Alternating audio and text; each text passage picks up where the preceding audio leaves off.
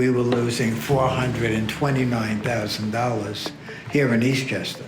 It's a demographically diverse district in many ways. I have never had a NICET president decide to visit a district. If this is a practice, I think it's a good one. Been traveling all around the state. Right now, focusing on school funding, making sure that we get all the funds restored that were promised to districts, and Foundation Aid in particular. It actually works really well to be in partnership with individual superintendents too, where we're all rowing in the same direction and fighting for the same stuff. As long as I've been a superintendent, we have had this policy in place in New York State, in terms of not playing around with the formula, in terms of the stability. What drove the governor to want to change it at this time just puzzled me.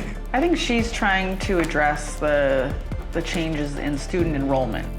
It's a very simplistic argument, right?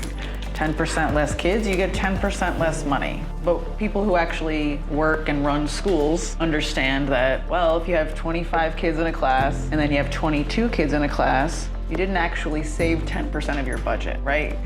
You're still running a class. You're still have to provide heat, right? Provide air conditioning. Class is still there. Still have to keep the lights on. Yeah. Can't turn off 10% of the lights. What year has New York State not faced a deficit, right? So why on the backs of kids?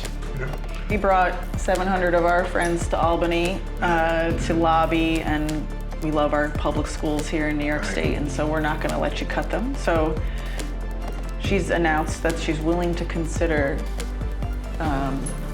restoring those cuts. So it's progress, and it's really important that we get an on-time budget so that folks can plan, and it'll come down to these next few weeks to see what's going to happen.